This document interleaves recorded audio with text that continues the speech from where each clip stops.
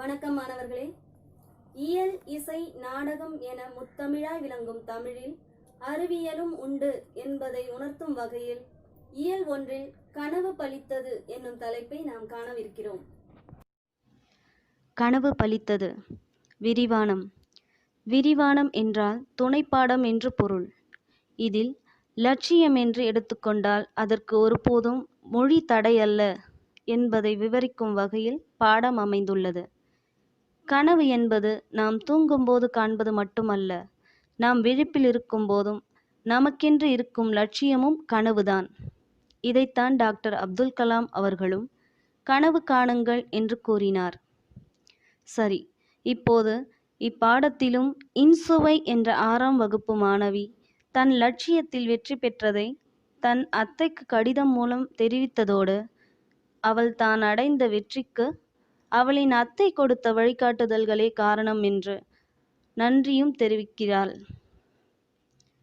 இன்சுவைக்கு இப்போது இளம் அறிவியல் ஆய்வாளர் பணி கிடைத்துள்ளது. எனவே அதை அவளின் அத்தைக்கு கடிதம் மூலம் தெரிவிக்கிறாள். கடிதத்தை பார்ப்போமா? கடிதத்தில், அன்புள்ள அத்தைக்கு வணக்கம். நான் நலம். நீங்கள் நலமா? என் பள்ளி பருவ கனவு நனவாகிவிட்டது. ஆம் அத்தை, இளம் அறிவியல் ஆய்வாளர் பணிக்கு நான் தெரிவு செய்யப்பட்டிருக்கிறேன். நாளை காலை சதீஷ் தவான் விண்வெளி ஆய்வு நிறுவனத்தில் பணியில் சேர வேண்டும். இந்த மகிழ்ச்சியான நேரத்தில் உங்களைத்தான் நினைத்து கொள்கிறேன். நான் 6ஆம் வகுப்பு படித்தபோது உங்களுக்கு ஒரு கடிதம் எழுதினேனே, நினைவிருக்கிறதா? 6ஆம் வகுப்பில் இன்சுவை எழுதிய கடிதம். அன்புள்ள அத்தை, நான் நலம். நீங்கள் நலமா? வருங்காலத்தில் உங்களைப் போல் அறிவியல் துறையில் பணியாற்ற வேண்டும் என்பது என் விருப்பம். நான் அரசு பள்ளியில் தமிழ் வழியில் படிக்கிறேன். அது உங்களுக்கும் தெரியும். தமிழில் படித்து அறிவியல் அறிஞர் ஆக முடியாது என்று பலரும் கூறுகிறார்கள். என்னால் சாதிக்க முடியாதா? தமிழில் படித்தால் என் கனவு நிறைவேறுமா? எனக்கு வழிகாட்டுங்கள். தங்கள் அன்புக்குரிய இன்சுவை. இக்கடிதத்திற்கு பிறகு எனக்கு நீங்கள் தொடர்ந்து பல கடிதங்கள் எழுதினீர்கள். செய்திகள் பலவற்றை கூறி ஊக்கமளித்து கொண்டே இருந்தீர்கள். என் ஐயங்கள் எல்லாவற்றையும் தீர்த்து வைத்தீர்கள். என் கனவுகளுக்கு உரமூட்டியவை உங்களின் கடிதங்களே. அக்கடிதங்களை அறிவு கருவூலங்களாக இன்றும் பாதுகாத்து வருகிறேன். என்னுடைய உயர்வுக்கு காரணமான அவற்றை மீண்டும் மீண்டும் படித்து பார்ப்பது வழக்கமாகிவிட்டது. அவளின் அத்தை எழுதிய கடிதங்களில் அப்படி என்ன அறிவு கருவூலம் இருக்கும்? வாருங்கள் படிப்போம். இது இன்சுவைக்கு அத்தை எழுதிய கடிதம். கடிதத்தை பார்ப்போமா? அன்புள்ள இன்சுவை, இங்கு நான் நலமாக இருக்கிறேன். உன் கடிதம் கிடைத்தது. 6ஆம் வகுப்பிலேயே உன் எதிர்கால இலக்கினை நீ உருவாக்கி கொண்டு விட்டாய். மகிழ்ச்சி. ஆம் மாணவர்களே, சிறு வயதிலேயே உங்களின் இலக்கினை நிர்ணயிக்க வேண்டும். நிர்ணயித்தால் மட்டும் போதாது, அதற்கான முயற்சி எடுத்து அதில் வெற்றி பெறவும் வேண்டும். சரி, அடுத்து பாருங்க. தமிழில் படித்தால் சாதிக்க முடியாது என்பது தவறான எண்ணம். சாதனையாளர்கள் பலரும் தங்கள் தாய்மொழியில் படித்தவர்களே. சாதனைக்கு மொழி ஒரு தடையே இல்லை. நீண்ட நெடுங்காலமாகவே அறிவியல் சிந்தனைகளோடு விளங்கியவர்கள் தமிழர்கள். தமிழ் இலக்கியங்களில் அறிவியல் சிந்தனைகள் பல காணப்படுகின்றன. அவற்றுள் சிலவற்றை உன்னுடன் பகிர நினைக்கிறேன். ஆம், தமிழ் இலக்கியங்களில் அறிவியல் சிந்தனைகளும் கலந்து வரும். சில எடுத்துக்காட்டுகளை காண்போம். நிலம், நீர், நெருப்பு, காற்று, ஆகாயம் என்னும் 5ம் கலந்தது இவ்வுலகம் என்பது அறிவியல் உண்மை. இதனை தொல்காப்பியர் நிலம், தீ, நீர், வளி, விசும்போடு 5ம் கலந்த மயக்கம் உலகம் ஆதலின். நிலம், தீ என்றால் நெருப்பு, வளி என்றால் காற்று, விசும்பு என்றால் ஆகாயம். நிலம், தீ, நீர், வளி, விசும்போடு ஐந்தும் கலந்த மயக்கம் உலகம் ஆதலின் என்று தமது தொல்காப்பியம் என்னும் நூலில் இக்கருத்தை குறிப்பிட்டுள்ளார். மேலும் உலக உயிர்களை ஓரறிவு முதல் ஆறறிவு வரை வகைப்படுத்தியுள்ளார். அது மட்டுமல்ல, கடல் நீர் ஆவியாகி மேகமாகும், பின்னர் மேகம் குளிர்ந்து மழையாக பொழியும்.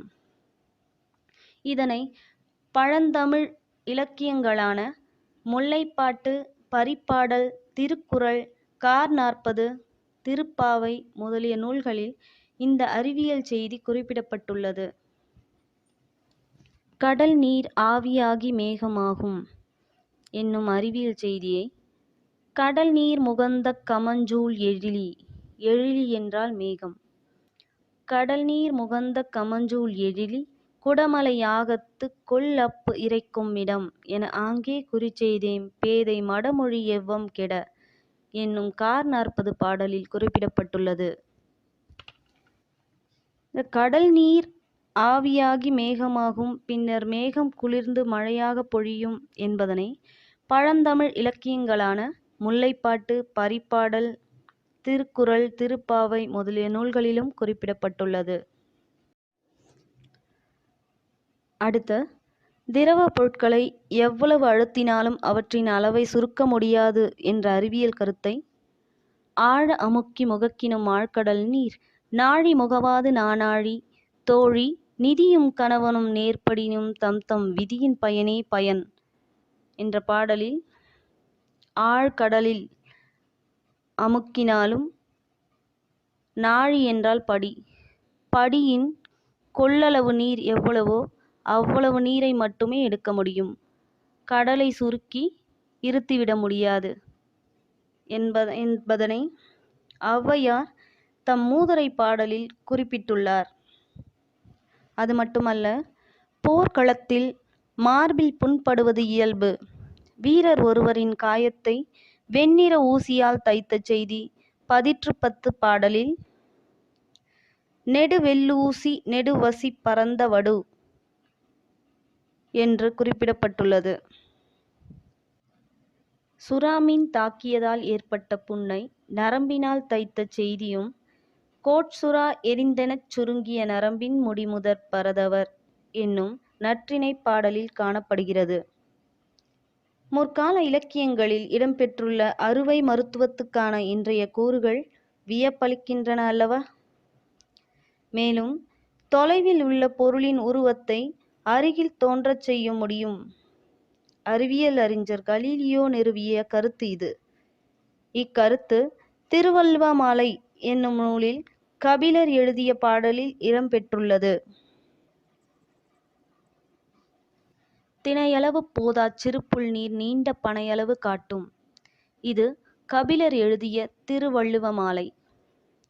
தற்காலத்தில் அறிவியல் துறையில் மட்டுமன்றி அனைத்து துறைகளிலும் தமிழர்கள் கோலோச்சி வருகின்றார்கள். சாதனையாளர்களின் வாழ்க்கை நிகழ்வுகளை அறிந்து கொள். நமது ஊர் நூலகம் உனக்கு மிகவும் உதவியாக இருக்கும். நூல் வாசிப்பு உன் சிந்தனைக்கு வளம் சேர்க்கும். அறிவியல் மனப்பான்மை பெருகும். தமிழாலும் தமிழராலும் எந்த துறையிலும் எதையும் சாதிக்க முடியும். தொடர்ந்து முயற்சி செய், நீ வெல்வாய். உன் கனவு நனவாக வாழ்த்துகிறேன். அன்புடன் உன் அத்தை நறுமுகை. இன்சுவை எழுதியது. நீங்கள் கூறியபடி நூல்கள் பலவற்றையும் தொடர்ந்து படித்து வந்தேன். உங்கள் அன்பு என் எண்ணம் நிறைவேற உறுதுணையாக விளங்கியது. தமிழ் இலக்கியங்களும் பிற நூல்களும் எனக்கு நம்பிக்கை ஊட்டின. இவற்றை நான் என்றைக்கும் மறக்க மாட்டேன். சமுதாயத்திற்கு என்னால் இயன்ற நன்மைகளை செய்வேன். அதற்கேற்ப பணியாற்றுவேன். நன்றி அத்தை. அன்புடன் இன்சுவை. உண்மையிலேயே இன்சுவையின் அத்தை எழுதிய கடிதம் அறிவியல் கருவூலம்தான். ஆம் மாணவர்களே, அவர்கள் கூறிய தமிழ் இலக்கிய எடுத்துக்காட்டுகள் நம் தமிழர்களின் அறிவு சிந்தனை வளத்தை நமக்கு உரைக்கின்றது. அதனால் நமக்குள் நம்பிக்கை ஏற்படுகிறது. அது மட்டுமின்றி நீங்களும் உங்கள் லட்சியத்தில் வெற்றி பெற சாதனையாளர்களின் வாழ்க்கை நிகழ்வுகளை அறிந்து கொள்ளுங்கள். புத்தகங்களை படிப்பதினால் நம் அறிவு கூர்மை அதிகரிக்கும். எனவே நூல்களை படிக்கும் பழக்கத்தை ஏற்படுத்திக் கொள்ளுங்கள். இதோ இன்றும் நம் நாட்டில் தமிழில் பயின்ற அறிவியல் அறிஞர்கள். மேனாள் குடியரசுத் தலைவர் மேதகு அப்துல் கலாம் அவர்கள், இஸ்ரோ அறிவியல் அறிஞர் மயில்சுவாமி அண்ணாதுரை அவர்கள் மற்றும் இஸ்ரோவின் தலைவர் சிவன் அவர்கள். சரி மாணவர்களே, இப்பாடத்தின் மூலம் நீங்கள் வாழ்க்கையில் முன்னேற தமிழ் மொழியால் தடையல்ல என்பதை நன்கு அறிந்திருப்பீர்கள். அடுத்து மதிப்பீட்டு பகுதியில் ஒரு சிறு வினா கொடுக்கப்பட்டுள்ளது. இப்பாடத்தை படித்து அதற்கான விடையை நீங்களே எழுதி பாருங்கள். மீண்டும் அடுத்த தலைப்பில் சந்திப்போம். நன்றி.